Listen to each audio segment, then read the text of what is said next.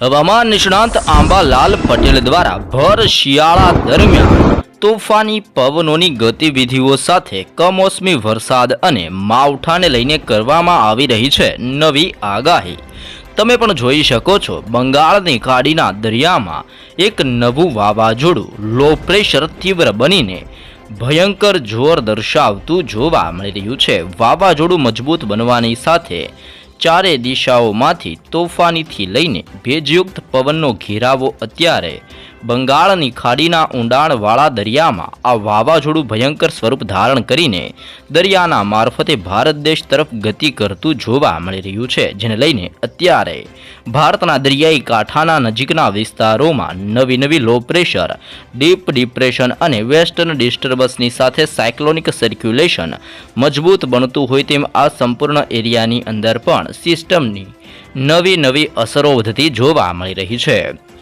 વાવાઝોડું અત્યારે દરિયાની અંદર રૌદ્ર સ્વરૂપ ધારણ કરતું જોવા મળી રહ્યું છે, જેને ભાગરૂપે હવામાન નિષ્ણાંત આંબાલાલ પટેલની આગાહી પ્રમાણે ભારતના અનેક વિસ્તારોની અંદર આજથી લઈને જાન્યુઆરી મહિનાના અંત સુધીની અંદર ભિન્ન ક્ષેત્રોમાં તોફાની પવનની ગતિવિધિઓ વધતી જોવા મળી શકે છે। પવનની તીવ્રતાની સાથે ઠંડીના પ્રમાણની અંદર વધારા થવાની આગાહી કરવામાં આવી છે। તે ઉપરાંત ગુજરાતના વાતાવરણ ઉપર પણ મોટા પલટાવ આવવાને લઈને પૂર્વાનુમાન અને આગાહી દર્શાવવામાં આવી રહી છે। ગુજરાતમાં પવનની તીવ્રતા સાથે ઠંડીના પ્રમાણમાં વધારા સાથે ફરીથી ઘોર અંધકાર ફેલાતો હોય તેમ ગુજરાતની અંદર ઠેર વિસ્તારોમાં વાદળોના ઝુંડ ફરીથી છવાતા જોવા મળી શકે છે, જેને લઈને દરિયાઈ કાંઠાના તટીય વિસ્તારોની અંદર હાલ અત્યારે વાદળ છવાયું વાતાવરણ મંડરાતું જોવા મળી રહ્યું છે અને આવનારી 24 કલાકમાં ગુજરાતના ભિન્ન ક્ષેત્રોની અંદર હજી પણ ભેજનું પ્રમાણ વધતું જોવા મળી શકે છે। ભેજના પ્રમાણની અંદર વધારા થવાને લઈને ગુજરાત રાજ્ય ઉપર ફરીથી માવઠું અને કમોસમી વરસાદનું મોટું સંકટ મંડરાતું હોય તેમ ફરીથી મોટા બદલાવની આશા દર્શાવવામાં આવી રહી છે અને અત્યારે ગુજરાત ઉપર વાદળોના ઝુંડની વચ્ચે પવનની તીવ્રતા પણ વધતી જોવા મળી રહી છે અને દરિયાકાંઠાના વિસ્તારોમાં અરબ સાગરમાંથી ફૂંકાતો ભેજયુક્ત પવન અસર કરતો હોવાના કારણે પવનની તીવ્રતા પણ ગુજરાત ઉપર અત્યારે વધઘટ થતી જોવા મળી રહી છે અને ગુજરાતની અંદર અત્યારે પવનની ઝડપ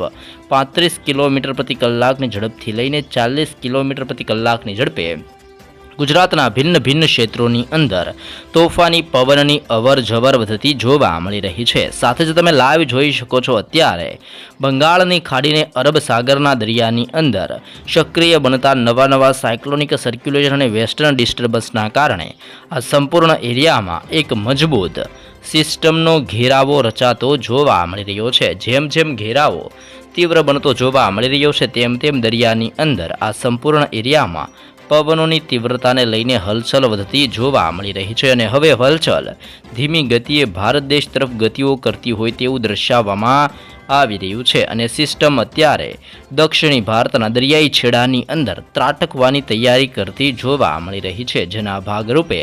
દરિયાઈ કાંઠાના વિસ્તારોમાં પવનોની તીવ્રતા સાથે ઠંડીનું મોજું ફરી વળતું હોય સાથે વરસાદ અને પવનની તીવ્રતા વધતી હોય તેવા દ્રશ્યો જોવા મળી રહ્યા છે, જેમાં શ્રીલંકાના દરિયાઈ કાંઠાના વિસ્તારથી લઈને મદુરાઈના દરિયાઈ કિનારાના વિસ્તારોની અંદર મંગલુરુના વિસ્તારોથી બંગાળની ખાડીના તટીય વિસ્તારો, જેમાં ભુવનેશ્વરનો વિસ્તાર અને વિશાખાપટ્ટનમના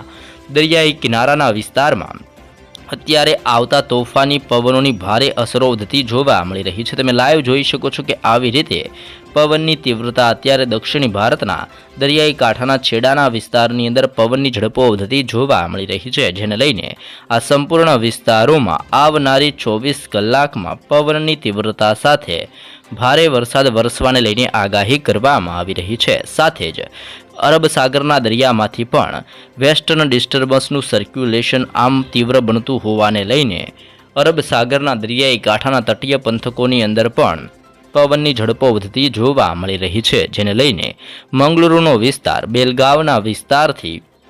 મુંબઈના દરિયાઈ કિનારાના વિસ્તારની અંદર અને ગુજરાતના દરિયાઈ કાંઠાના વિસ્તારો ઉપર પણ પવનની ઝડપો વધતી જોવા મળી રહી છે। પવનની તીવ્રતાની સાથે સાથે ગુજરાતમાં હવેથી ઠંડી અને માવઠાનું સંકટ પણ મંડરાતું જોવા મળી રહ્યું છે। તે ઉપરાંત ઉત્તર ભારતના વિસ્તારોની અંદર પવનની તીવ્રતા સાથે હાલ અત્યારે ભયંકર બરફ વર્ષા વરસતી જોવા મળી રહી છે। આ સંપૂર્ણ એરિયામાં ઘોર અંધકાર ફેલાયેલો જોવા મળી ચૂક્યો છે અને ઘોર અંધકારની સાથે વાદળ છવાયા વાતાવરણ સાથે ભયંકર બરફ વર્ષાનો માહોલ ઉત્તર ગુજરાતની સાથે સાથે ઉત્તર ભારતના વિસ્તારોમાં ઠંડીનું મોજું ફરી વળતું જોવા મળી રહ્યું છે।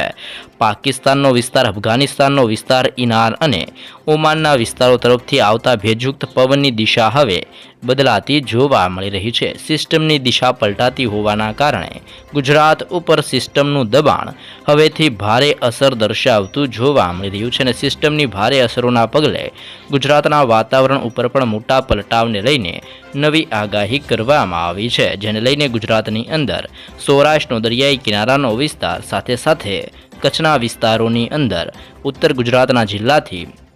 મધ્ય ગુજરાતના જિલ્લાઓ અને દક્ષિણી ગુજરાતના વિસ્તારોની અંદર આમ ગુજરાતના સંપૂર્ણ વિસ્તારોમાં મોટા પલટાવ આવતા હોય તેમ આગામી 3 દિવસની અંદર પવનોની તીવ્રતા સાથે માવઠાનું સંકટ હવેથી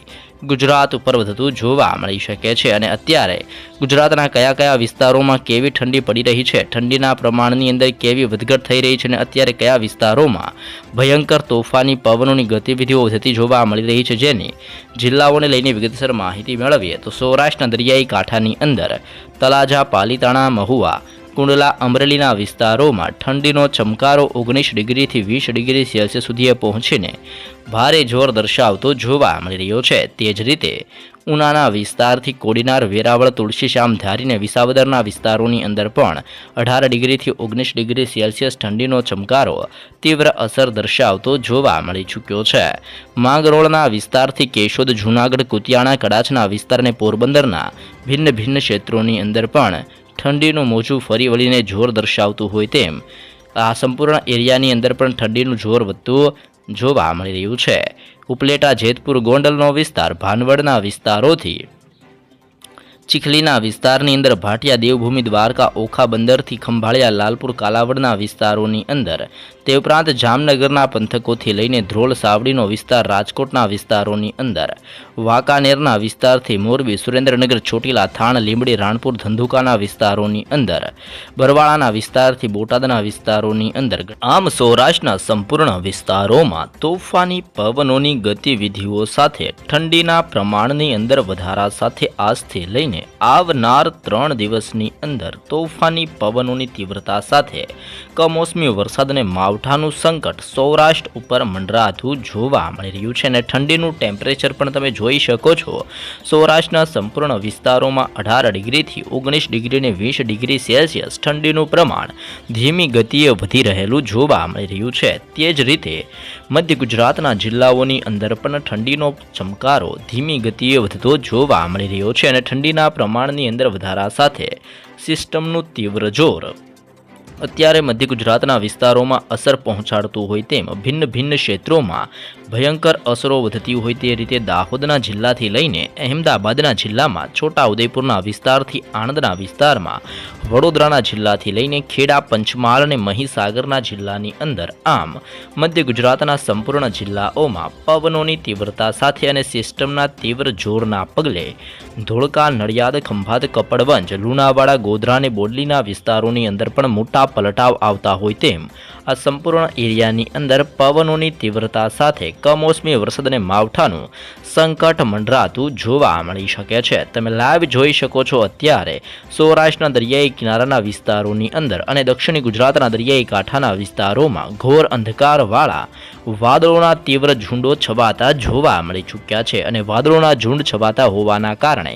દક્ષિણી ગુજરાતના વિસ્તારોની અંદર પવનોની તીવ્રતાની અંદર બદલાવ આવતો જોવા મળી રહ્યો છે। સાથે જ દક્ષિણ ગુજરાતના જિલ્લાઓમાં પવનોની તીવ્રતાની સાથે ભેજનું પ્રમાણ પણ ધીમી ગતિએ વધતું જોવા મળી રહ્યું છે, જેના ભાગરૂપે વલસાડના જિલ્લાથી લઈને આહવાનો પંથક, વ્યારાના વિસ્તારથી સુરતના જિલ્લાની અંદર, નવસારી, ડાંગ, તાપીના વિસ્તારોની અંદર, તે જ રીતે ભરૂચના જિલ્લાથી લઈને નર્મદાનો વિસ્તાર, રાજપીપળાથી લઈને આમોદના વિસ્તારોની અંદર, આમ દક્ષિણી ગુજરાતના સંપૂર્ણ વિસ્તારોની અંદર પવનોની તીવ્રતાની અંદર પલટાવ આવવાની સાથે ઘોર અંધકાર અને વાદળ છવાયા વાતાવરણ સાથે આવનારી 24 કલાકમાં દક્ષિણ ગુજરાતના વિસ્તારોની અંદર ધીમી ગતિએ હળવા ઝાપટા સ્વરૂપીય વરસાદી માહોલ વરસવાની આગાહી દર્શાવવામાં આવી રહી છે। જો સાથે સાથે કચ્છના વિસ્તારો તરફ નજર કરવામાં આવે તો કચ્છ ઉપર પણ ઘોર અંધકારની સાથે પવનોની તીવ્રતા વધતી હોય તેમ માંડવી, ગાંધીધામ, ભુજ, નળિયા, લખપત, ખાવડ અને રાપરના દરિયાઈ કાંઠાના વિસ્તારોની અંદર, આમ કચ્છના સંપૂર્ણ વિસ્તારોની અંદર ઠંડીનું જોર સૌથી વધારે અસર અત્યારે કચ્છના વિસ્તારોમાં દર્શાવતું જોવા મળી રહ્યું છે। કચ્છની અંદર 14 ડિગ્રી સેલ્સિયસથી લઈને 16 ડિગ્રી 18 ડિગ્રી સેલ્સિયસ સુધીનું ઠંડીનું પ્રમાણ કચ્છ ઉપર વધતું જોવા મળી રહ્યું છે। કરાચીના વિસ્તારથી લઈને હૈદરાબાદના વિસ્તારોમાંથી પવનની તીવ્રતા કચ્છના વિસ્તારો ઉપર ભારે જોર દર્શાવીને તીવ્ર અસર દર્શાવતી હોય તેવા દ્રશ્યો જોવા મળી ચૂક્યા છે। ઉત્તર ગુજરાતના જિલ્લાઓની અંદર પણ ઠંડીનો ચમકારો ભારે જોર દર્શાવતો હોય તેમ ભિન્ન ભિન્ન ક્ષેત્રોમાં, જેમાં થરાદ, પાલનપુર, રાધનપુરના વિસ્તારથી ખેડબ્રહ્માના વિસ્તારની અંદર, મહેસાણાથી લઈને હિંમતનગરના વિસ્તારોની અંદર, આમ ઉત્તર ગુજરાતના ભિન્ન ભિન્ન પંથકોમાં મોટા પલટાવ આવતા હોય તેમ બનાસકાંઠા, સાબરકાંઠા, અરવલ્લી, પાટણ, મહેસાણા અને ગાંધીનગરના વિસ્તારોની અંદર પણ ઠંડીનું મોજું ફરી વળીને જોર દર્શાવતું જોવા મળી રહ્યું છે। આમ મજબૂતથી લઈને તોફાની નવું વાવાઝોડું બંગાળની ખાડીના ઊંડાણવાળા દરિયામાં સક્રિય બનીને તીવ્રથી લઈને ભારે જોર દર્શાવતું હોવાના કારણે સાયક્લોનિક સર્ક્યુલેશનનું પરિભ્રમણ તીવ્ર બનીને જોર દર્શાવતું હોવાના લઈને આજથી લઈને જાન્યુઆરી મહિનાના અંત સુધીની અંદર ભિન્ન ભિન્ન રાજ્યોની અંદર પવનોની તીવ્રતા સાથે વરસાદનું મોટું સંકટ ભારત દેશ ઉપર મંડરાતું જોવા મળી રહ્યું છે।